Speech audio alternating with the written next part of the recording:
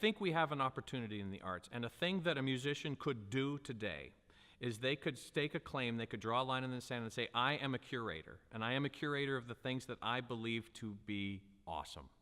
And just like we have this, we've had movements where craft coffee has become an amazing thing, and there have people who have staked a claim and they've said, I believe that craft coffee is great, and here's why. And here's what I know about roasting, and here's what I know about the different regions, and here's what I know about grinding and brewing styles.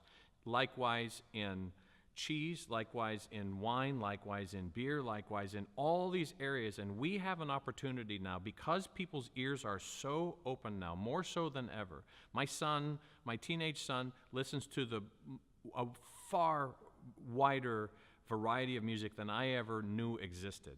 The notion of genre is irrelevant to him. And so we, the educated musicians, have an opportunity to today say, hey, I will be the sommelier for you on music. In your community today, you could stake a claim and say, I'm going to be the Sherpa, the guide that helps you understand all this stuff.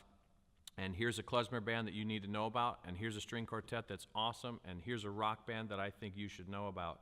And that's the advantage, that's the value add that we bring as the trained musician, is if I'm not that into coffee, but I'm hanging with somebody who is way into it, they educate me, and the coffee drinking experience is richer for me.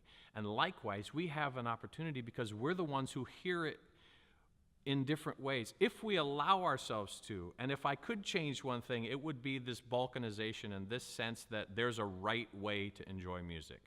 We, especially in music schools, we get into this notion that there's an acceptable or correct way to go to a symphony orchestra concert. There's a right way to dress, a right way to sit, a right place to clap, a right way to enjoy it. And if you don't do those things, we ostracize you. And the more often we do that, the less likely the person who's there is going to want to be to come back. We make it as uncomfortable and awkward for them as possible. And then, oh, by the way, next week when you get home, we're going to hit you up for money, because that's the way we've funded this thing. So we made it a pain in the rear end for you, and now we're going to thank you by asking you to give us more money. Instead, if we let people, if we go to where they are and let them enjoy it, they want to enjoy it, how do we not win? The NFL allows us to get in our cars and go down and tailgate and pay $100 and sit in the seat and watch the thing and enjoy it with 100,000 other people. The NFL also allows us to listen to it on the radio. The NFL also allows us to subscribe to an app or a web place where we can get more information about our team or our players. The NFL allows us to have fantasy leagues where we can create the ideal version of whatever, and it also allows us to have our buddies over on a Sunday afternoon, and we sit there and we watch the game and we pause it and we do whatever we want. Or I can sit there by myself and watch it and do it whatever I want.